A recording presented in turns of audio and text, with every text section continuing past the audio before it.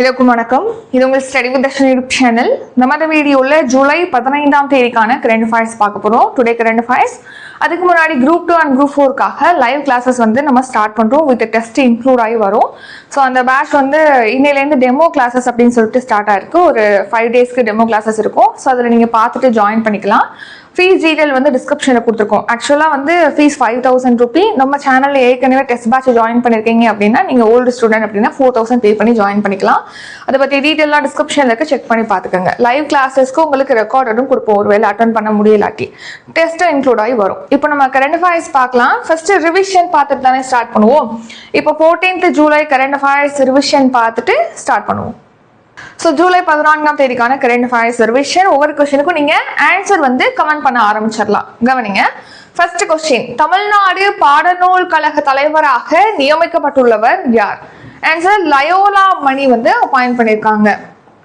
Hormuz நீரிணை வழியாக செல்லும் வணிக கப்பல்களுக்கு எத்தனை சதவீதம் கட்டணம் விதிக்கப்பட உள்ளது? ஆன்சர், 20%. ஸோ 20% கட்டணம் வசூலிக்கப்பட போறதா அமெரிக்காவுடைய அதிபர் டொனால்ட் ட்ரம்ப் சொல்லியிருப்பாங்க. சொல்லி ஒரு நாள் கூட ஆகல, அவர் உடனடியாக அதை திரும்ப பெற்றிருப்பதாக சொல்லியிருக்காங்க. அடுத்து, எங்கு நடந்த அகழ்வாராய்ச்சியில் 3600 ஆண்டுகளுக்கு முந்தைய மனித எலும்புக்கூடுகள், எஃகு வால், தாழி கண்டெடுக்கப்பட்டுள்ளது? ஆன்சர், தெலுங்கனூர்ல கண்டுபிடிக்கப்பட்டிருக்கு. நாட்டின் சில்லறை பணவீக்கம் ஜூன் 2026 எத்தனை சதவீதமாக பதிவாகி உள்ளது? ஆன்சர், 4.38%. இந்தியாவின் முதல் மனித விண்வெளி பயண திட்டம் எது? Answer, Gaganyaan mission. PM Svanidhi திட்டம் எந்த ஆண்டு தொடங்கப்பட்டது? ஆன்சர், 2020ஆம் ஆண்டு. சமீபத்தில் காலமான பூமணி கீழ்கண்ட எதனுடன் தொடர்புடையவர்? ஆன்சர், எழுத்தாளர். 2026ஆம் ஆண்டிற்கான விம்பிள்டன் கிராண்ட் ஸ்லாம் போட்டியில் ஆடவர் ஒற்றையர் பிரிவில் சாம்பியன் பட்டம் வென்றவர் யார்? ஆன்சர், ஜானிக் சின்னர் வந்து வின் பண்ணிருக்காரு. லார்ட்ஸ் டெஸ்ட் போட்டியில் எந்த அணி வெற்றி பெற்றது? ஆன்சர், இந்திய மகளிர் அணி தான் வின் பண்ணிருக்காங்க. இப்போ டுடே கரண்ட் அஃபேர்ஸ் பார்க்கலாம். ஜூலை 15க்கான current affairs. Today current affairs. அதுக்கு முன்னாடி திருக்குறள், ஈகை அதிகாரத்திலிருந்து திருக்குறள் பார்த்துட்டு ஸ்டார்ட் பண்ணலாம். கவனிங்க. இளனென்னும் எவ்வம் உரையாமை ஈதல் குலனுடையான் கண்ணே உல. அதாவது இப்போ இளன் என்னும், இப்போ ஒருத்தர் வந்து நான் இந்த வறுமையினால பாதிக்கப்பட்டிருக்கேன், இந்த மாதிரி பொருள்லாம் இல்லை அப்படின்னு சொல்லிட்டு ஒருத்தர் வந்து என்கிட்ட இல்லை அப்படின்னு சொல்லி வராரு. வந்து அவருடைய வறுமையை பத்தி சொல்றதுக்கு முன்னாடி உரையாமை, அவரு நான் இந்த மாதிரியான கஷ்டங்களால எனக்கு இந்த மாதிரியான பொருள்லாம் இல்லை, எனக்கு இந்த உதவிகள் தேவைப்படுது அப்படின்னு சொல்லிட்டு அவருடைய வறுமையை பத்தி அவர் சொல்றதுக்கு வாய் திறக்கிறதுக்கு முன்னாடியே உரையாமை, அவர் சொல்றதுக்கு முன்னாடியே ஈதல், அவருக்கு தேவையான பொருளை கொடுக்கறது, கொடை அளிக்கிறது அப்படிங்கிற அந்த பண்புங்கிறது யாருக்கிட்ட மட்டும்தான் இருக்கு அப்படின்னு சொல்றாங்கன்னா குலனுடையான். சோ நல்ல குடியில் பிறந்தவருக்கு மட்டும்தான், நல்ல குடியில் பிறந்த ஒருவருக்கு மட்டும்தான் இந்த ஒரு பண்பு, ஈதல் பண்பு இருக்கு அப்படின்னு சொல்லி சொல்றாங்க. குலனுடையான் கண்ணே இவ்வளவு, அவர்கிட்ட தான் அந்த மாதிரியான பண்பு, ஈதல் பண்பு இருக்கு. சோ இளனென்னும் இல்லைன்னு சொல்லி அவருடைய வறுமையை பத்தி அவர் வாயை திறக்கிறதுக்கு முன்னாடியே அவருக்கு தேவையான பொருள் ஈதல் அப்படிங்கிற பண்பு குலனுடையான் கண்ணே உல. State and scheme. இந்தியாவின் முதல் செயற்கை நுண்ணறிவு பல்கலைக்கழகம் எங்கு அமைக்கப்பட உள்ளது? ஸோ கர்நாடகாவில் பார்த்தீங்கன்னா இந்தியாவிலே ஃபர்ஸ்ட் டைம் வந்து இப்போ ஆர்டிஃபிஷியல் இன்டெலிஜென்ஸ் யூனிவர்சிட்டி அப்படிங்கிறது அமைக்க போறதா சொல்லியிருக்காங்க. யாருன்னா கர்நாடகாவுடைய முதலமைச்சர் சிவகுமார் அவர்கள் தெரிவிச்சிருக்காங்க. ஸோ எந்த ஸ்டேட்ல வந்து ஏஐ ஸ்கூல் அப்படிங்கறது ஓப்பன் பண்ணியிருக்காங்க அப்படின்னா கேரளால திருவனந்தபுரத்துல ஓப்பன் பண்ணியிருக்காங்க. நெக்ஸ்ட் பார்த்தோம் அப்படின்னா செயற்கை அறிவு திறன் கொண்ட செமிகண்டக்டர் உற்பத்தி ஆலை அப்படிங்கிறது குஜராத்ல அமைக்க போறாங்க, தோலேரால. ஸோ இது வந்து டாடா எலக்ட்ரானிக்ஸ் நிறுவனத்தினால தைவானுடைய பவர்ஷிப் செமிகண்டக்டர் மேனுஃபேக்சரிங் கார்பரேஷன் நிறுவனத்தோட இணைஞ்சு குஜராத்ல அமைக்கிறாங்க ஏஐல செயல்படக்கூடிய செமிகண்டக்டர் சிப் ஆலையை வந்து. அடுத்து நேஷனல் கரண்ட் அஃபேர்ஸ். மத்திய இடைநிலை கல்வி வாரியம் எந்த ஆண்டு தொடங்கப்பட்டது? அதாவது சிபிஎஸ்இ எப்போ ஸ்டார்ட் பண்ணாங்க? 1929 ஸ்டார்ட் பண்ணிருப்பாங்க. அதோட பேரு சிபிஎஸ்இ அப்படின்னு சொல்லிட்டு மத்திய இடைநிலை கல்வி வாரியம் அப்படின்னு சொல்லிட்டு இப்போ உள்ள நேம் வந்திருக்கும் அப்படின்னா 1952 தான் அந்த பெயரை வந்து சூட்டியிருப்பாங்க, central board of secondary education அப்படின்னு சொல்லிட்டு. ஸோ இப்போ எதுக்காக இதை பற்றி பார்க்குறோன்னா, இப்போ சிபிஎஸ்சியில் பார்த்தீங்கன்னா 9th ஸ்டாண்டர்ட்லேருந்து மும்மொழி கொள்கை அப்படிங்கிறது அமல்படுத்தப்படும் சொல்லிட்டு அறிவிச்சு ஜூலை 1லேருந்து அது அமலுக்கு வருது அப்படின்னு சொல்லியிருப்பாங்க. ஸோ அதுக்கு எதிராக வந்து உச்சநீதிமன்றத்தில் மனு தாக்கல் செஞ்சுருப்பாங்க. ஸோ அந்த மனு விசாரிச்ச உச்சநீதிமன்றம் இந்த மும்மொழி கொள்கை சம்பந்தமான கேள்விகளுக்கு நீங்கள் பதில் அளிங்கன்னு சொல்லிட்டு சிபிஎஸ்சி சென்ட்ரல் கவர்மெண்ட்டை வந்து கேட்டிருப்பாங்க. ஸோ அதனால தான் மும்மொழி கொள்கையை பற்றி பார்க்குறோம். ஏற்கனவே பார்த்தது தான் மும்மொழி கொள்கை அப்படின்னா என்னன்னா 3 லாங்குவேஜஸ் வந்து ஸ்டூடெண்ட் படிக்கணும் அப்படிங்கிறதான். இந்த 3 லாங்குவேஜ்னு சொல்றோம் இல்லையா, அதுல 2 வந்து நம்ம இந்திய மொழியா இருக்கணும், 1 வந்து வேற மொழி வெளிநாட்டு மொழியா இருக்கலாம், ஃபாரின் லாங்குவேஜா இருக்கலாம் அப்படின்னு சொல்றாங்க. ஸோ இப்போ இந்த மும்மொழி கொள்கை அப்படிங்கிறது எதன் அடிப்படையில் எந்த கொள்கையிலேருந்து இதை எடுக்கிறாங்க அப்படின்னா, தேசிய கல்விக் கொள்கை 2020, நேஷனல் எஜுகேஷன் பாலிசி 2020, அப்புறம் தேசிய பள்ளி கல்வி பாடத்திட்டம் 2023, national curriculum framework for school education 2023. இந்த 2லேருந்து தான் மும்மொழி கொள்கையை அமல்படுத்துவதற்கான அந்த முறையை வந்து ஸ்டார்ட் பண்றாங்க. ஸோ இப்போ மத்திய இடைநிலை கல்வி வாரியம் வந்து ஸ்கூல்ஸ்ல ஒரு 9th ஸ்டாண்டர்ட் படிக்கக்கூடிய மாணவர்களுக்கு வந்து மும்மொழி கொள்கையை இன்ட்ரடியூஸ் பண்றாங்க. அதுக்கு எதிராக தான் உச்சநீதிமன்றத்தில் மனு போட்டிருப்பாங்க. அதை விசாரிச்சுதான் நீங்க பதில் சொல்லுங்க அப்படின்னு சொல்லிட்டு உச்சநீதிமன்றம் கேட்டிருப்பாங்க. இப்போ சிபிஎஸ்சி பத்தி பார்த்தோம்னா இது 1929 ஸ்டார்ட் பண்ணிருப்பாங்க. இது எந்த அமைச்சகத்தின் கீழ் இருக்கு அப்படின்னா மினிஸ்ட்ரி ஆஃப் எஜுகேஷன், கல்வி அமைச்சகத்தின் கீழ் செயல்படுது. அடுத்து national current affairs. India Australia இடையிலான சிவில் அணுசக்தி ஒப்பந்தம் எந்த ஆண்டு கையொப்பமானது? 2014ஆம் ஆண்டு தான் இந்த சிவில் அணுசக்தி ஒப்பந்தம் அப்படிங்கிறது சைன் ஆயிருக்கும், 2014ல. ஸோ இப்போ எதுக்கு இந்த ஒப்பந்தம் பார்க்குறோம் அப்படின்னா, இந்த ஒப்பந்தத்தின் கீழ் ஆஸ்திரேலியா கிட்டேருந்து இப்போ யுரேனியம் அப்படிங்கிறது வாங்க போகிறோம். ஸோ யுரேனியம் அதிகமான உலக அளவில் ஈர்ப்பு வச்சிருக்கக்கூடிய நாடுகள் ஒன்றா யார் இருக்கா? ஆஸ்திரேலியா இருக்கு. இப்போ யுரேனியம் எதுக்கு நமக்கு தேவைப்படுது? அதாவது யுரேனியம் கேள்விப்பட்டாலே அணுசக்தி உற்பத்திக்காக தேவைப்படுது அப்படின்னு சொல்லிட்டு நம்ம பார்த்துருப்போம். ஸோ நம்ம வந்து அணு உலைகளை வச்சு அதன் மூலமாக மின்சாரமானது 100 ஜிகாவாட் வந்து உற்பத்தி செய்யணும், அதுவும் 2047க்குள்ள இந்த டார்கெட்டை ரீச் பண்ணணும் அப்படின்னு சொல்லிட்டு டார்கெட் இருக்கு. நெக்ஸ்ட் 2070ஆம் ஆண்டுக்குள்ள net zero, so carbon dioxide உள்ளிட்ட பசுமை வாயுக்களை ரிலீஸ் பண்றோம் இல்லையா, அதை வந்து 0 மாற்றணும், நெட் ஜீரோ அப்படிங்கிற லெவலுக்கு மாற்றணும் அப்படின்னு சொல்லிட்டு நமக்கு டார்கெட் இருக்கு. அப்போ ரினியூவபிள் எனர்ஜி, புதைப்படிவு மற்ற எரிபொருளை நம்ம யூஸ் பண்ணி மின்சாரம் உற்பத்தி செய்யணும். ஸோ அப்படி பார்த்தோம் அப்படின்னா யுரேனியம் வச்சு நம்ம நியூக்ளியர் எனர்ஜி மூலமா மின்சாரம் உற்பத்தி செய்யறோம் இல்லையா, அதுல வந்து கார்பன் டை ஆக்சைடு உள்ளிட்ட இந்த மாசு பொருட்கள் அப்படிங்கிறது ரிலீஸ் ஆகாது. ஸோ அப்போ அது புதைப்படிவு மற்ற எரிபொருள் மூலமா நம்ம உற்பத்தி செய்யறது மூலமா இந்த டார்கெட்டை ரீச் பண்ணலாம். நெக்ஸ்ட் 100 ஜிகாவாட் உற்பத்தியும் நம்ம ரீச் பண்ணோம் அப்படின்னா அதுக்கு யுரேனியம் தேவைப்படுது. ஏன்னா அணு உலைகள்ல யுரேனியம் யூஸ் பண்ணி தான் நம்ம மின்சாரம்ங்கிறது உற்பத்தி செய்யறோம். ஸோ அணுவை பிளந்து அதன் மூலமாக ஆற்றல் அப்படிங்கிறது அதிக அளவு ரிலீஸ் ஆகுது, வெப்பமும் ரிலீஸ் ஆகுது. அந்த வெப்பத்தினால நீரானது சூடாக்கப்பட்டு அது நீராவியா மாற்றப்பட்டு அந்த நீராவி போய் டர்பைன்ல ஹிட் பண்ணி டர்பைன் சுத்தும் போது இயக்க ஆற்றல் அப்படிங்கிறது என்ன ஆற்றலா மாறுது? மின் ஆற்றலா நம்ம மாத்தி ப்ரொடியூஸ் பண்றோம், எலக்ட்ரிசிட்டி அப்படின்னு சொல்லிட்டு. ஸோ அப்போ அதுக்கு என்ன தேவை? யுரேனியம் அப்படிங்கிறது தேவைப்படுது. நம்மக்கிட்ட யுரேனியம் இருப்பு அப்படிங்கிறது கிடையாது. ஆனால் தோரியம் வந்து அதிக அளவில் இருக்கு. அது ஃபர்ஸ்ட் ஸ்டேஜில் நம்ம யூஸ் பண்ண முடியாது. நம்ம இந்தியாவுடைய அணுசக்தி திட்டம் அப்படின்னு சொல்லிட்டு ஒரு 3 கட்டங்களாக நம்ம அதை செயல்படுத்த போறோம். இப்போதான் 2வது கட்டத்தில் ஃபர்ஸ்ட் ஒரு சோதனை முறையே வந்திருப்போம். ஃபாஸ்ட் பிரீடர் ரியாக்டர் ரீசெண்டாக டெஸ்ட் பண்ணியிருப்பாங்க, நம்ம பார்த்துருப்போம், இயக்கியிருப்பாங்க. ஸோ இப்போ ஃபர்ஸ்ட் கட்டத்தை தாண்டி 2வது கட்டத்துக்கு போகக்கூடிய நிலைமையில தான் இருக்கிறோம். ஸோ அப்படி இருக்கும்போது யுரேனியம் தான் ஃபர்ஸ்ட் ஸ்டேஜில் நம்ம யூஸ் பண்ற மாதிரி இருக்கு. ஸோ யுரேனியம் யாருக்கிட்டேருந்து வாங்குறோம்? ஆஸ்திரேலியா கிட்டேருந்து நம்ம வாங்க போறோம். அதுக்கான ஒப்பந்தம் 2014ஆம் ஆண்டு மேற்கொள்ளப்பட்டது. ஸோ இது இந்த 2 target 2047 100 gigawatt, 2070 net zero carbon dioxide net zero target அடைகிறதுக்கு ஹெல்ப்ஃபுல்லா இருக்கும். இது வந்து 2014 வந்து சைன் ஆச்சு இல்லையா. இந்த ஒப்பந்தத்தின் கீழ் ஆஸ்திரேலியா கிட்டேருந்து யுரேனியம் வாங்க போறோம் இல்லையா, இதை யாரு கவனிப்பா அப்படின்னு கேட்டா இன்டர்நேஷனல் அட்டாமிக் எனர்ஜி ஏஜென்சி, அதாவது சர்வதேச அணுசக்தி முகமை இதை வந்து கண்காணிப்பாங்க அவங்க. ஏன்னா இப்போ யுரேனியம் வாங்கி அணு சக்தி மூலமாக நம்ம ஒரு 1000 அணு ஆயுதம் தயாரிச்சிடக்கூடாது இல்லையா. இது வந்து சிவிலியன் பர்பஸுக்காக இருக்கணும், மின்சாரம் உற்பத்தி செய்யக்கூடிய அந்த மாதிரி பர்பஸ்க்காக தான் இருக்கணும்னு சொல்லிட்டு IAEA, international atomic energy agency வந்து இதை கண்காணிப்பாங்க. அவங்களோட பாதுகாப்பு விதிகளின் கீழ் தான் இது ஏற்றுமதி செய்யப்படுது. எங்கேருந்து? ஆஸ்திரேலியாலேருந்து. நெக்ஸ்ட் இந்தியாவுடைய அணுசக்தி நிலை, நம்ம எப்போ நியூக்ளியர் எனர்ஜில எந்த ஒரு ஸ்டேஜ்ல இருக்கிறோம் அப்படின்னு பார்த்தோம்னா 24 அணு உலைகள் அப்படிங்கிறது இருக்கு. 7 பிளேசஸ்ல 24 அணு உலைகள் இருக்கு. இப்போ நம்மளுடைய கெப்பாசிட்டி நியூக்ளியர் எனர்ஜி கெப்பாசிட்டி எவ்வளோ அப்படின்னா 8.78 ஜிகாவாட்டா இருக்கு. நம்ம 8.78 ஜிகாவாட் தான் உற்பத்தி செய்யறோம் நியூக்ளியர் எனர்ஜி மூலமா. அடுத்து 10 அணு உலைகள் கட்டுமானத்துல இருக்கு. 10 புதிய உலைகள் அமைப்பதற்கான திட்டமும் இப்போ தீட்டப்பட்டு வருது. ஸோ நெக்ஸ்ட் நம்மளுடைய இந்திய அணுசக்தி திட்டம் அப்படிங்கிறது 3 கட்டங்களை கொண்டது அப்படின்னு சொல்லி நம்ம பார்த்துருப்போம். அடுத்து இப்போ நம்ம சிறிய தொகுப்பு அணு உலைகள் அப்படிங்கறத வந்து நிறுவ போறாங்க. ஏன்னா பெரிய அணு உலைகள் அமைக்கணும் அப்படின்னா நிறைய பிளேஸ், நிறைய ஒரு பரப்பு அப்படிங்கிறது தேவைப்படுது. அப்படி இல்லாம சிறிய அணு உலைகள் அமைப்பதற்கான திட்டம் வந்து ஸ்டார்ட் பண்றாங்க. ஸோ இதுல என்ன டார்கெட் இருக்கு அப்படின்னா 2033க்குள்ள ஒரு 5 ஸ்மால் மாடுலர் ரியாக்டர்ஸ் வந்து அமைக்கணும் அப்படின்னு சொல்லிட்டு டார்கெட் இருக்கு.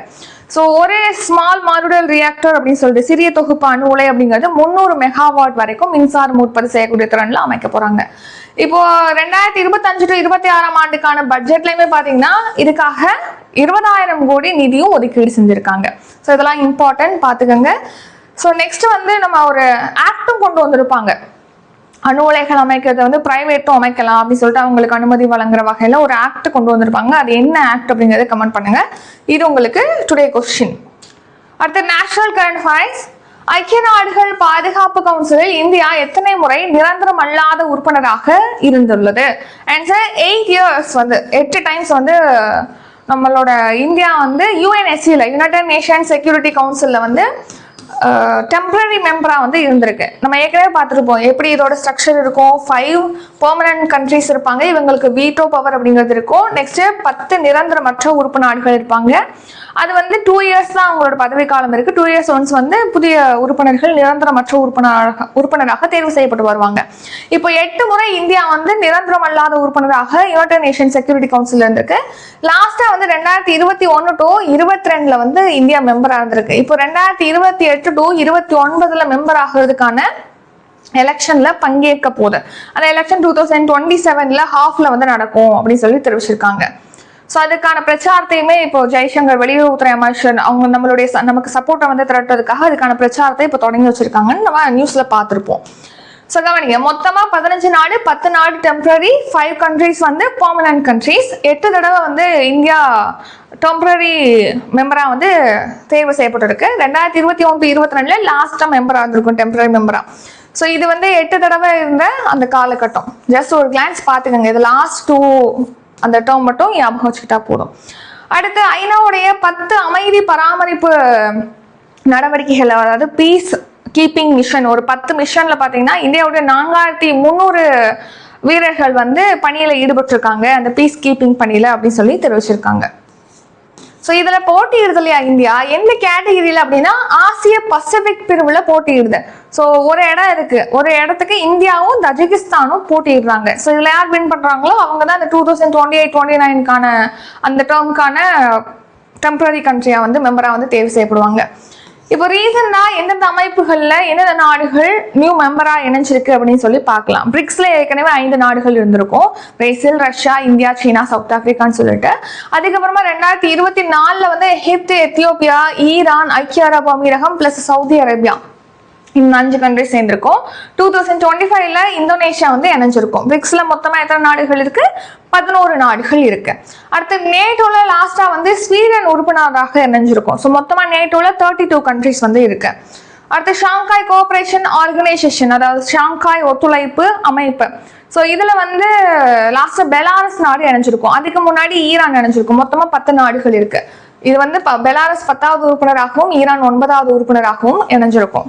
அடுத்து G20 பாத்தீங்கன்னா 21வது மெம்பராக ஆப்பிரிக்கன் யூனியன் வந்து இணைஞ்சிருக்கும். ஆப்பிரிக்கா ஒன்றியம், அது 2018 G20 மாநாடு இந்தியாவில் டெல்லியில் நடந்திருக்கும். அப்பதான் இந்த ஆப்பிரிக்கன் யூனியன் வந்து இணைஞ்சிருக்கும். அடுத்து ஆசியான், இதுல வந்து association of south east Asian nations, அதான் வந்து ஆசியானுடைய ஃபுல் ஃபார்ம். 10 நாடுகள் இருக்கு. இதுல 11வது நாடாக திமோர் லெஸ்டே அந்த நாடு இணைவதற்காக விண்ணப்பிச்சிருக்காங்க. அது வந்து ப்ராசஸ்ல இருக்கு அப்படின்னு சொல்லி தெரிவிச்சிருக்காங்க. Next Tamil Nadu current affairs. நலம் டிஎன் என்ற புதிய இணையதள சேவையை தொடங்கி வைத்தவர் யார்? ஆன்சர் விஜய். முதலமைச்சர் ஜோசப் விஜய் அவர்கள் தான் நலம் டிஎன் அப்படிங்கிற ஒரு இணையதள சேவையை வந்து தொடங்கி வச்சிருக்காங்க. இது எதுக்காக அப்படின்னா, இப்போ கவர்மெண்ட் ஹாஸ்பிட்டல்லாம் இருக்கு இல்லையா, அதோட உள்கட்டமைப்பை மேம்படுத்தணும் அப்படிங்கிறதுக்காக கார்பரேட் நிறுவனங்கள் அல்லது நன்கொடையாளர்கள் வந்து அவங்களுடைய நன்கொடையை வழங்கலாம். அதை இம்ப்ரூவ் பண்றதுக்கு அப்படின்னு சொல்லி அதுக்காக இந்த நலம் டிஎன் அப்படின்னு சொல்லிட்டு ஒரு இணையதளத்தை லான்ச் பண்ணியிருக்காங்க. So next reason news. இதே மாதிரி நம்ம ஹெல்த் சம்பந்தமான ஒரு மிஷன் அப்படின்னு சொல்லிட்டு நிறைய திட்டங்கள் இணையதளங்கள் லான்ச் பண்ணியிருப்பாங்க இல்லையா, அது பார்க்கலாம். First Ayushman Bharat digital mission, இது 2021 லான்ச் பண்ணியிருப்பாங்க. சுகாதார மற்றும் குடும்ப நல அமைச்சகத்தினால செயல்படுத்தப்படுகிறது. இது என்னன்னா ஒரு அடையாள எண் வந்து எல்லாருக்கும் கொடுத்துடணும்.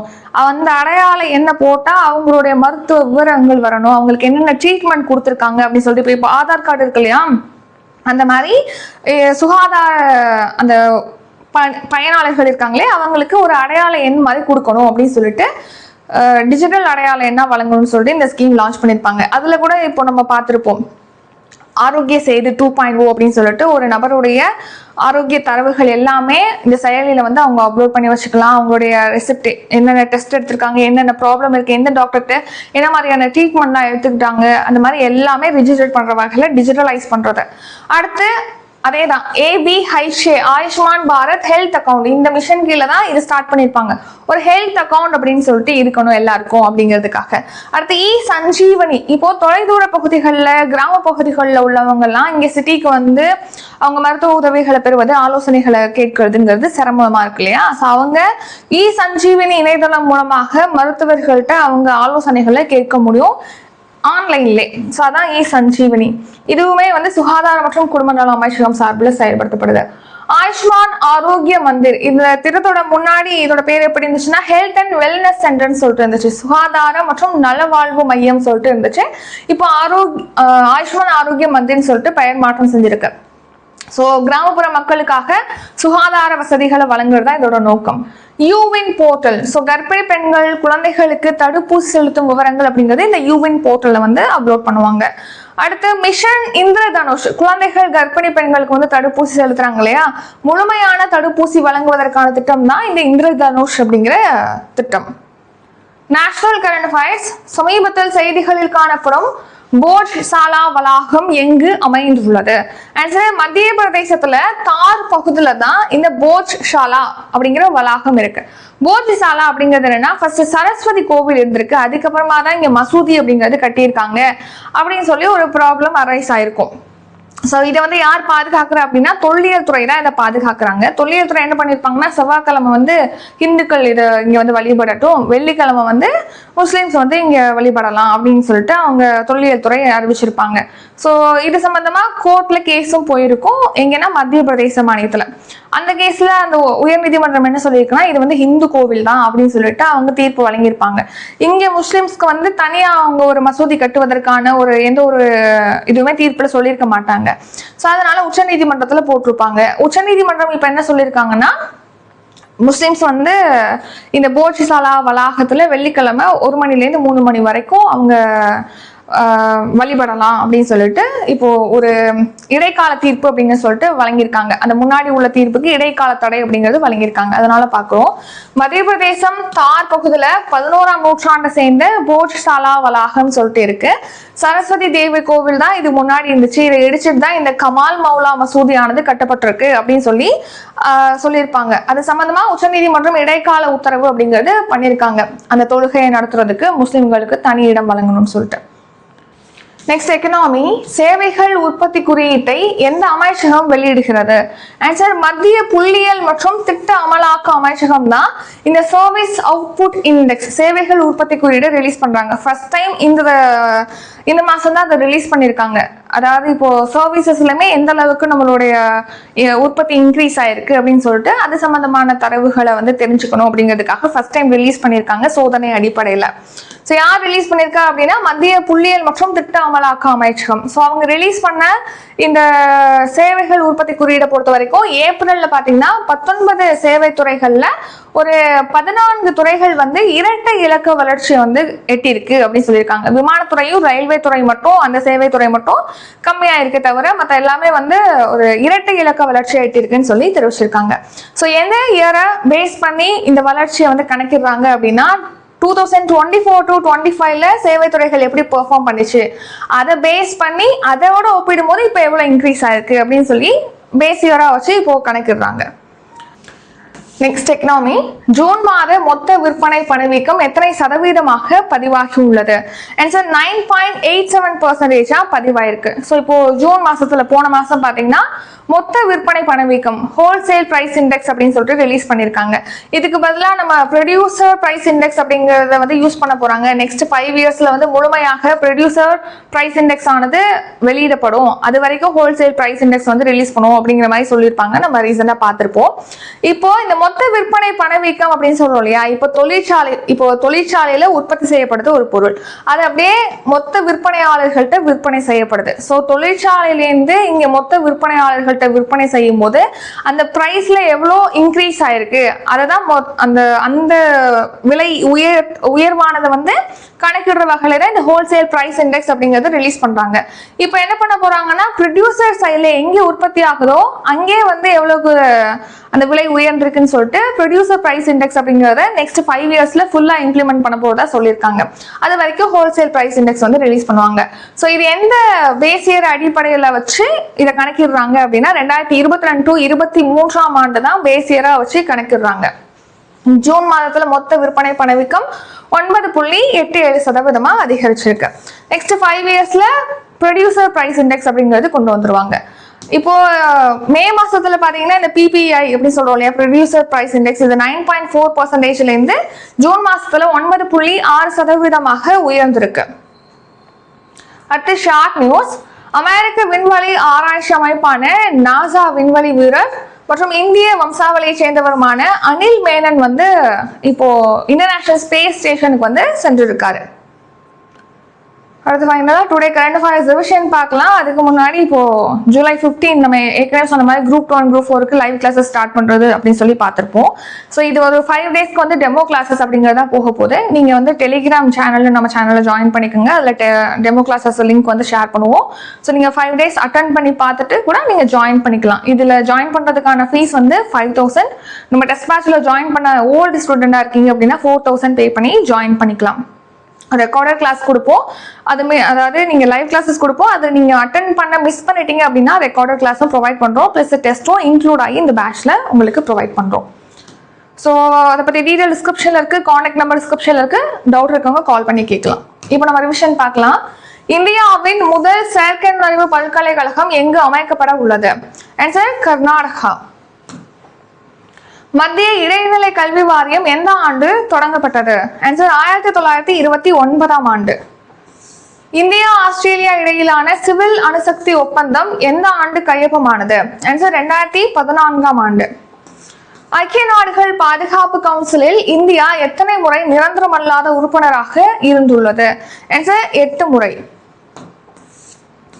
நலம் TN என்ற புதிய இணையதள சேவையை தொடங்கி வைத்தவர் யார்? ஆன்சர் விஜய். சமீபத்தில் செய்திகளில் காணப்படும் போஷ் சாலா வளாகம் எங்கு அமைந்துள்ளது? ஆன்சர் மத்திய பிரதேச மாநிலம். சேவைகள் உற்பத்தி குறியீட்டை எந்த அமைச்சகம் வெளியிடுகிறது? ஆன்சர் மத்திய புள்ளியியல் மற்றும் திட்ட அமலாக்க அமைச்சகம்.